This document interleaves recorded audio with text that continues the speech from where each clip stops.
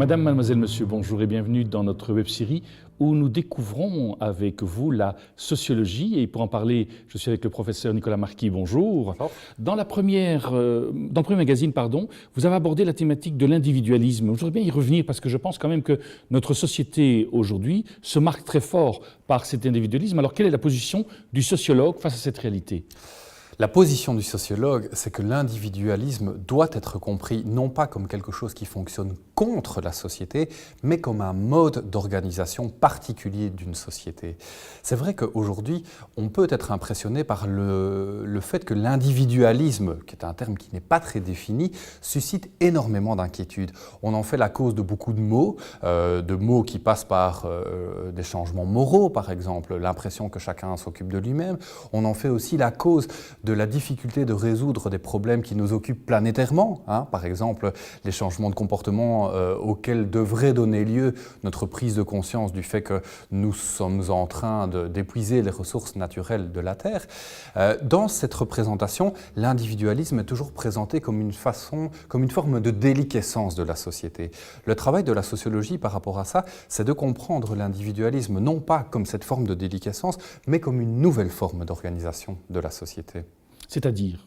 Alors, c'est-à-dire que nous sommes dans une société qui fait primer par-dessus tout la vie individuelle.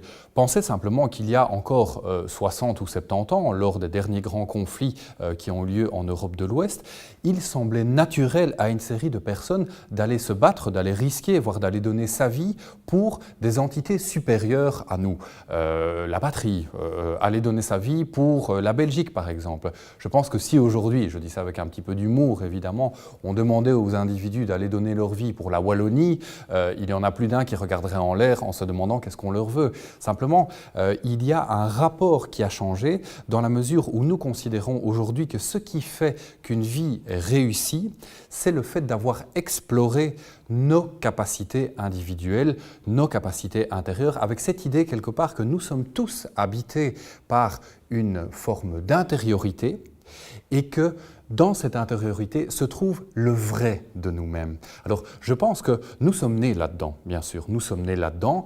Nous avons été éduqués sans arrêt par le langage du projet, par le langage de la psychologie aussi, qui est très prégnant aujourd'hui.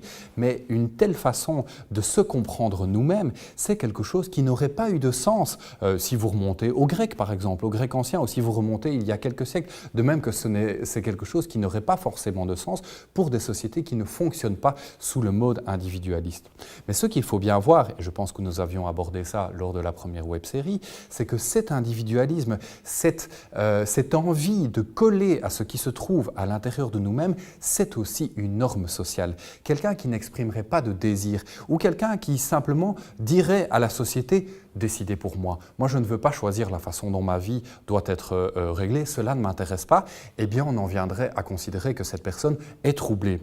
Vous savez, la psychiatrie, dans laquelle c'est un milieu dans lequel je réalise certains terrains, est habité, c'est un milieu qui est habité par des gens qui n'ont peut-être pas autant d'intérêt pour l'autonomie individuelle que monsieur et madame tout le monde, je vais dire ça comme ça. Eh bien, je pense que c'est un symptôme, le fait que ces personnes se trouvent en psychiatrie, ce qui montre que le désintérêt pour soi-même ou la volonté de ne pas suivre des projets, etc., c'est quelque chose qui, dans notre société, peut être relativement vite pathologisé parce que nous ne comprenons pas que quelqu'un n'ait pas d'amour pour son propre projet comme nous attendons que tout le monde puisse l'avoir.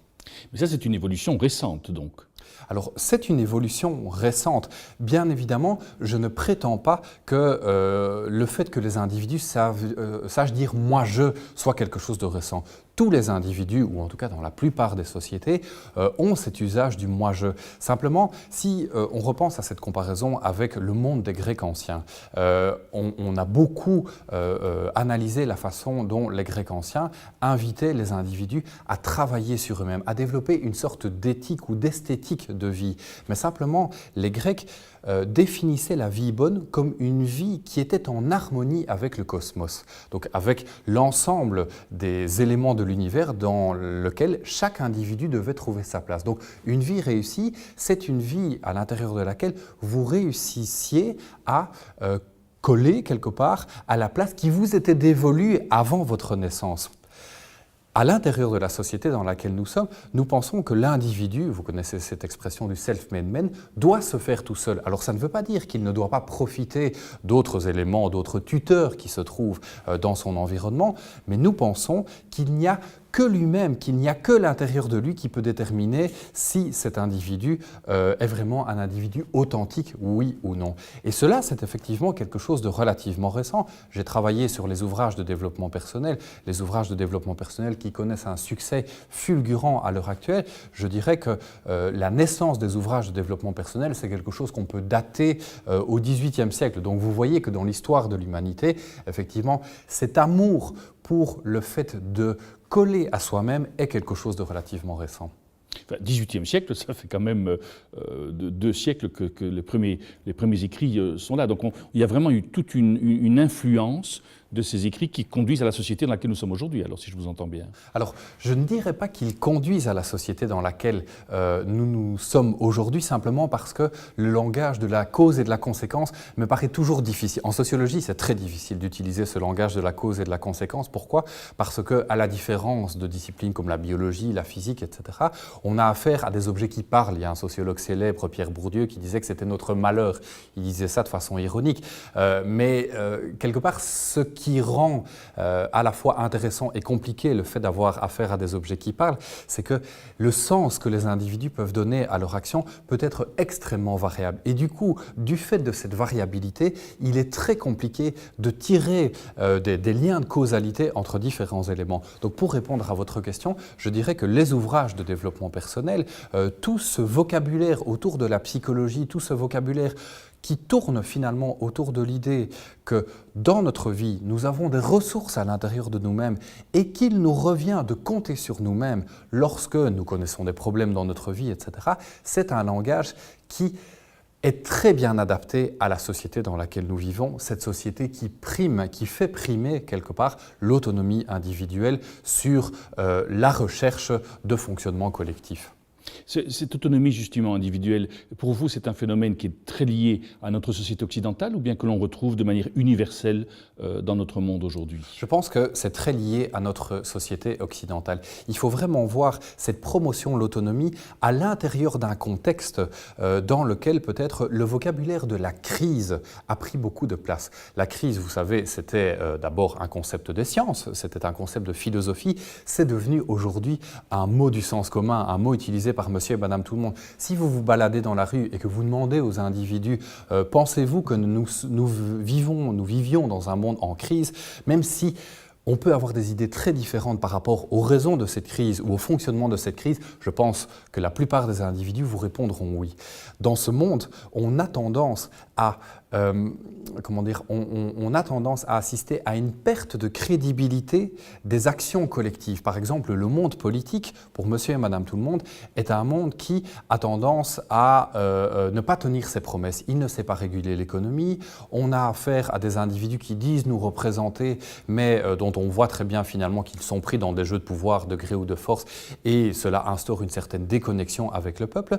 Du coup, c'est aussi dans ce contexte-là qu'on peut observer que ce retrait de la confiance dans les mouvements collectifs, que ce soit les syndicats, que ce soit la politique, comme je viens de le dire, est très souvent compensé par une montée en importance de la croyance dans l'action individuelle.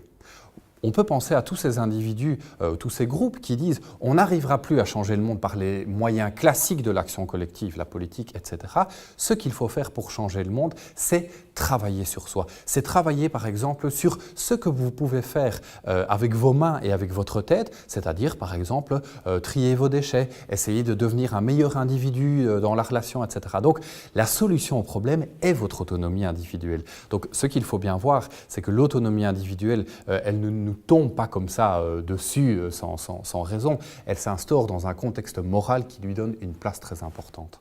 Et la sociologie justement là-dedans, est-ce qu'elle va essayer de faire évoluer pour faire une meilleure société ou bien elle est juste là pour analyser le phénomène?